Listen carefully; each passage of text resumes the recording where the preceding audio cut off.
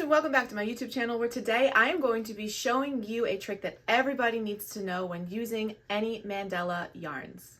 Lion Brand Mandala has become one of my favorite yarns to use. I have slowly fallen in love with self-striping yarns over the years because of the ease that they give you in changing colors. They do all the work for you. There are so many different options now with colorways that you can find one that will fit your style perfectly.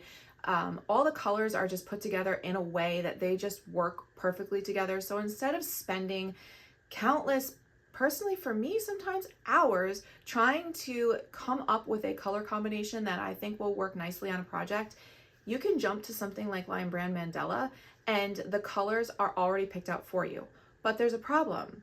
Sometimes what will happen, especially when ordering online, is you will get cakes that don't start or end in the same color. So this right here is the same exact colorway. These are both cakes of Sandman, but they start completely different. Like if you look at these, you would think they might be different colorways, but they are not. They are the same exact colorway. And so the issue that you run into when creating a project using mandala is that the striping pattern is the same throughout, but it might start at a different point within the colorway. And so this can be really frustrating because you're kind of like, well, what do I do? So, and you're stuck trying to deconstruct an entire skein to get to the color that you need. So for example, this one starts on this green, but this one starts kind of in, I don't know, let's see.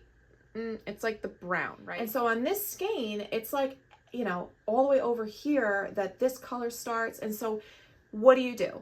So that's what I'm going to show you today. I'm going to show you an easy way to get these to start on the same color without just pulling from the center, which then leads you a whole other problem. If you just pulled from the center to try to get to this next color on either one of these skeins, you're going to have this huge yarn barf. And if you wind it up as you go, what's going to happen is you can't work from the outside. So you have two options.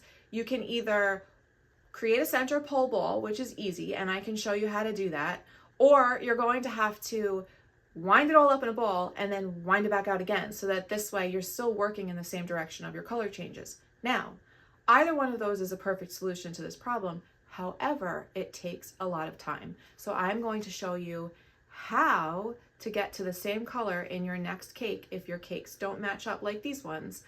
That's going to save you a ton of time. All right, so here I have these two cakes of Lion Brand Mandala. Now, same colorway, but the repeat in here starts at a different point.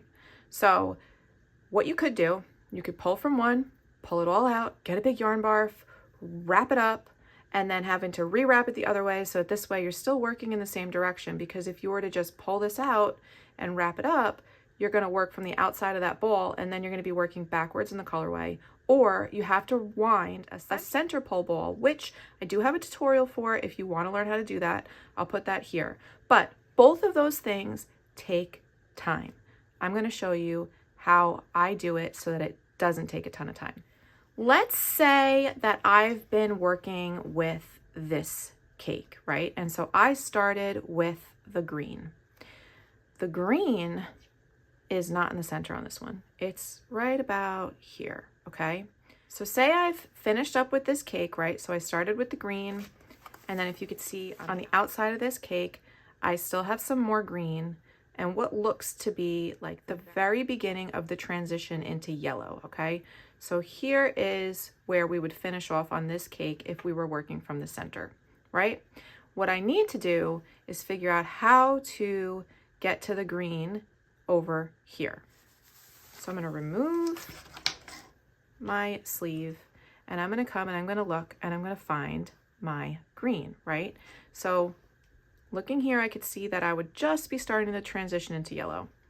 So what I need to do is I need to get rid of all of this to get to the green, and really what I want to get to is the beginning of the yellow.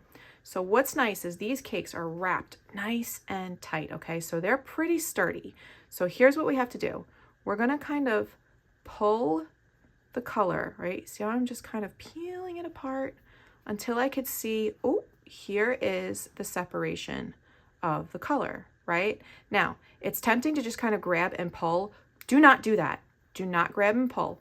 We are going to kind of work our way around in this color transition, right? We're going to work to separate this, and we're going to kind of pinch this down. Okay, so pinch, pinch, pinch, pinch, right? We're going to try to work this whole centerpiece of this cake up and out without making a gigantic yarn barf. Okay, so like I'm just kind of working this down, right? Work this down, right? Here we go. It's coming out. See how it's coming out, right? But everything is still kind of nice and neat. Okay, so let's just make sure you keep a hand on that. Make sure you're not pulling any parts of the cake and, like, you know, getting any of these caught so that we end up with a yarn barf. Keep going, and then slowly you just kind of can start to work out this entire section of color, and bam, look at that. Okay, and so right here now I can kind of match this up. So this is pretty close, right? You could see that's still kind of green. So what I'm going to do is I'm going to wind up some more of this. Check again. Oh, I think that's a little yellow, so maybe I want to come back a bit. It's still a little yellow. We're getting there. Right about there. So then what I'll do, right, we're saying right about here should be good. So I'm going to come in and I'm just going to cut. Boop.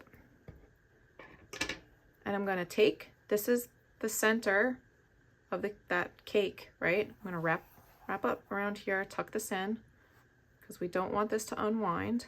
And now look at that. Now I could take this end, right?